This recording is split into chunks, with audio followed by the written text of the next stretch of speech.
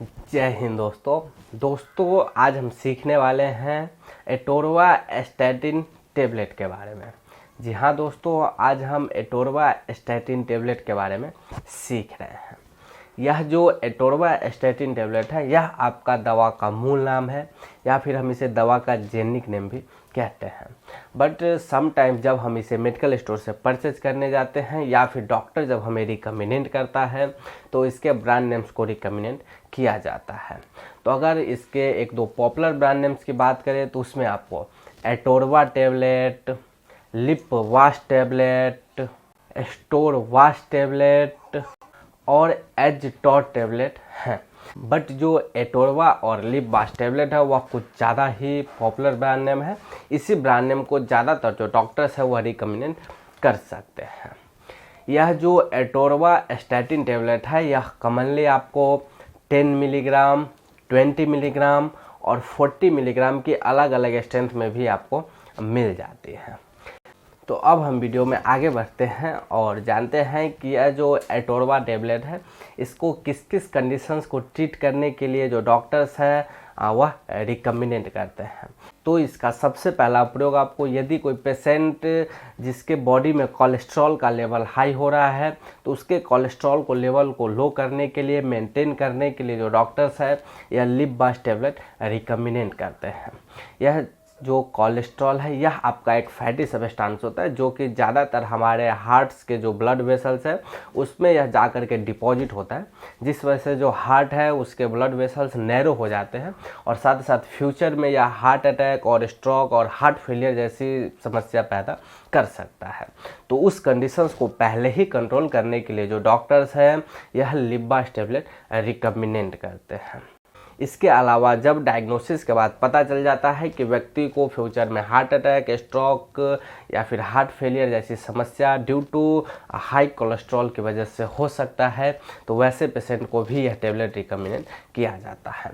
तो मतलब अगर हम ओवरऑल समझे तो पेशेंट के शरीर में कोलेस्ट्रॉल का लेवल बढ़ने से अगर किसी टाइप की समस्या हो रही है तो उसे पहले ही कंट्रोल करने के लिए जो डॉक्टर्स है यह लिप वाश टेबलेट रिकमेंड करते हैं।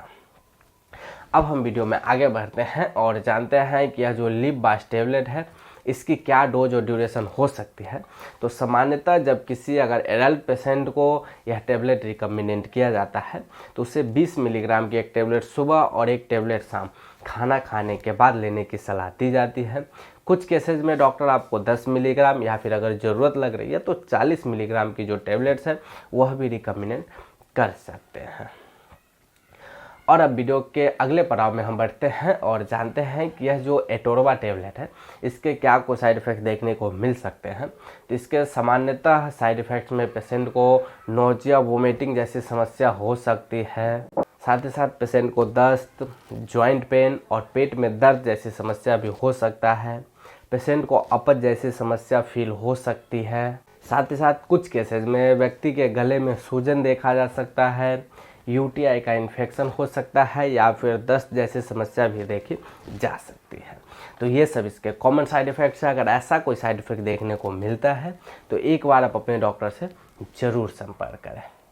वैसे यह जो लिप वाश टेबलेट है यह बहुत ही अच्छी टेबलेट है, बट फिर भी यह कुछ दवाओं के साथ आपका इंटरेक्ट कर जाती है और अगर गलती से उन ड्रग्स के साथ दे दिया जाए इस एटोर्वा टेबलेट को तो पेशेंट की जान तक जा सकती है। तो उस ड्रग की लिस्ट में सबसे पहले आपको एम्लोडिपिन, बेनिडिपिन, एजिथ्रोमाइसिन और एमिनोडार्वन हैं। तो ये 3-4 जो ड्रग्स मैंने आपको बताए, इन ड्रग्स के साथ कभी भी यह जो लिप वाश टेबलेट है यह पेशेंट को नहीं दिया जाता है, नहीं तो पेशेंट की जान तक जा सकती है। और वीडियो के लास्ट में अगर हम इस एटोर्वा टेबलेट के सेफ्टी एडवाइसेज और प्रिकॉशंस की बात करें तो उसमें मैं यही बताऊंगा कि बिना डॉक्टर के प्रिस्क्रिप्शंस आप इस टेबलेट को प्रयोग में ना लें। अगर डॉक्टर का प्रिस्क्रिप्शंस आता है तब आप इजीली इसे प्रयोग में ले सकते हैं।